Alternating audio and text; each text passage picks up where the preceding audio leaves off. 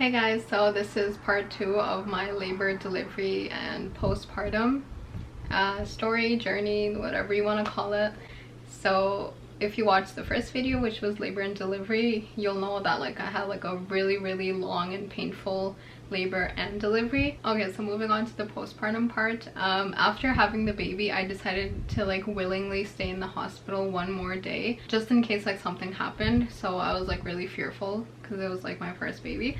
So I was I'm gonna stay one more day in the hospital. They let you stay however long you want to. You just have to pay for a room. Okay, so after that one day in the hospital, it was really good that I stayed in the hospital for an extra day, even though we were paying out of pocket, which is fine. But I had a lot of help from the nurses. After you have your baby, the midwife just visits you one time after you have the baby at the hospital, and then they do home visits. So getting my questions answered by the nurses and just any help that I needed was really helpful. The day we were checking out my baby's results came back for her bilirubin, and her levels were high, so we had to stay another day at the hospital.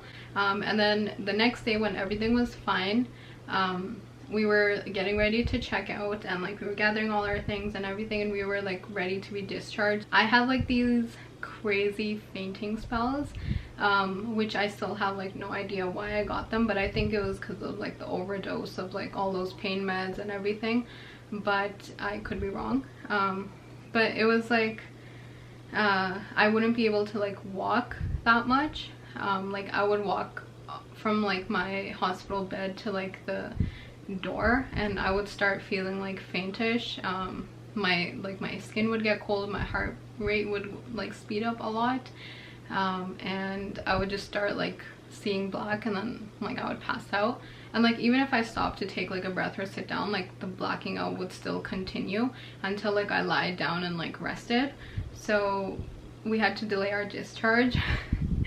So on April 21st, around 7-8 a.m., we were finally again getting ready to get discharged. I sat in my wheelchair. We weren't gonna do any walking or anything like that because I wanted to be out, and it was also Eid that day, so I really wanted to go home to my family. And even on the wheelchair, Hassan parked my wheelchair with me, and right beside the elevator, and he was getting all the things, the baby, and then my mom was helping as well. And if there were too many people talking around me, I would start blacking out and crying, and it was crazy. Postpartum is no joke at all. But alhamdulillah, we made it to the car, and it was really painful getting up from the wheelchair and into the car because the car seat is really hard, and with the stitches it really hurts. Okay, so postpartum hit, and then baby blues hit, and I would be crying all day. And then it was really weird because as soon as nighttime hit, I would start crying again. I don't know what happened to me.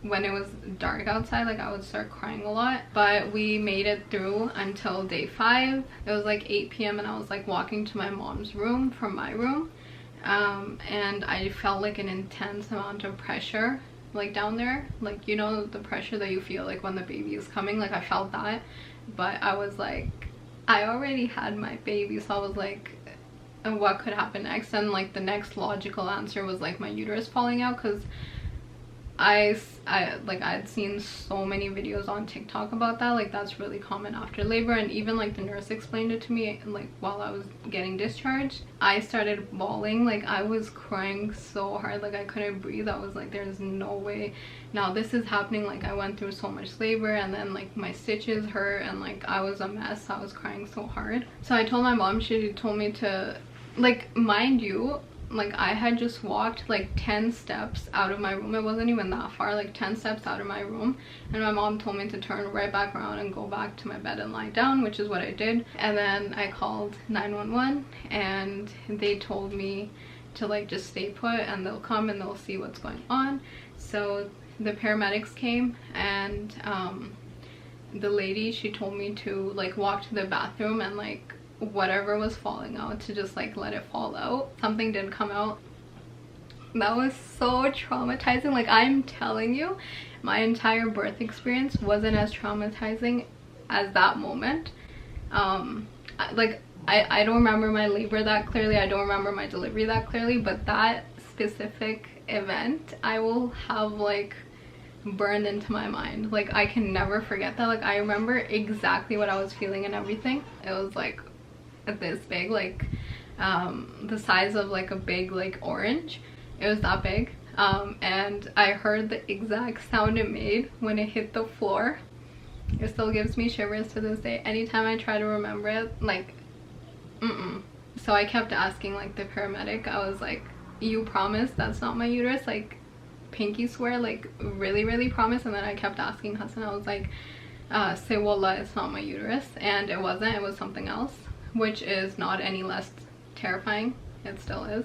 But I was like, okay, thank God it's not my uterus. So the paramedics took me to the hospital in an ambulance, and over there I waited like 3 hours, and they told me to come back in the morning for an ultrasound just to see like what came out. And then we went in the morning again to the hospital. I got my ultrasound done, and they told me it would be like around like a 2-hour wait. So I was like, okay, not bad considering like the hospital is here.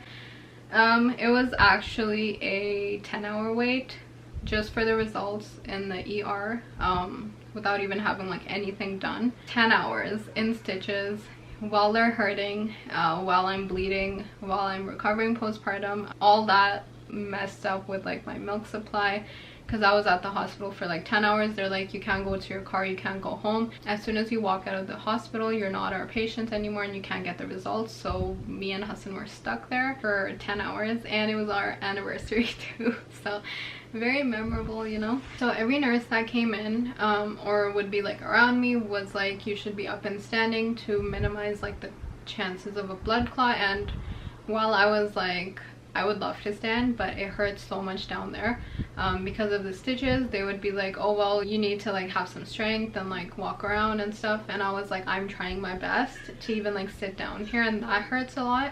And they would look at me like I was making excuses. Okay, so like around 10-11 at night that day, we were finally told our results, and the results was that I had a retained placenta. So even after like giving birth to the placenta, some pieces of it were left in my uterus, which is why it caused like that humongous clot, and there were still like other pieces left over. So exactly a week after the baby, day 7 after baby, I went to the hospital in the morning for a D&C. So that they could remove the retained placenta. So I got changed into like the hospital gown and everything, and while I was getting changed, there was literally like blood like dripping everywhere. It was like all over the bathroom floor that I was getting changed in, and it was really messy. And it's crazy how every time I complained of my stitches or like my bleeding or anything like that, all of the nurses or midwives would just brush me off as like, oh, that's completely normal in postpartum, you don't have to worry about that. Well, that was something to worry about, because like a retained placenta could lead to an infection. Anyways, after I had my surgery, I woke up in like the recovery unit, and I was like wide awake. I kept asking like the nurses like how it went and like what happened, because I was hearing like some mixed things from the nurses about me, and I was like, that wasn't supposed to happen. So like, what happened? I kept asking them, and they kept brushing me off, saying that I wouldn't remember, but I 100% still remember. And I even remembered like minutes after. I wasn't like going in and out of consciousness, like I was awake. So I was brought back to like the post-procedure unit, and I was told all of like the mixed things that I was hearing from the nurses in the recovery unit by my nurse. She told me that my stitches were falling apart, the ones that I had after having a baby, like the 2nd-degree tear stitches. So the OB that did my D&C, she restitched me. She put like the stitches in again, and when I asked like why they were falling apart, they kept blaming me. They were like, oh, it's probably something you did, or you probably sat in such a way, or like something that you did, like a posture or position or something. And I was like, I couldn't get up on my own to use the bathroom.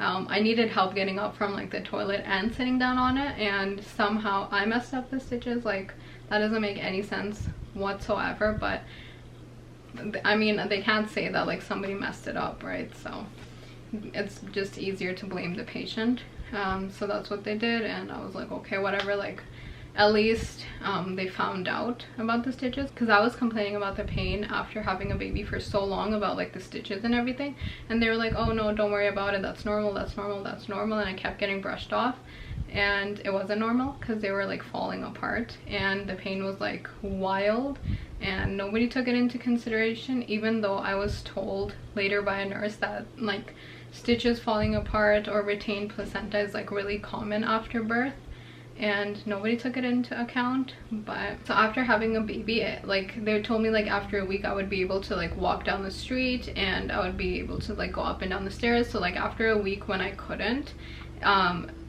I would be calling my midwife and I would be asking her like why I can't like even walk to the bathroom alone. Like I have to use like the banister as like support, or I need like somebody to help me walk to the bathroom.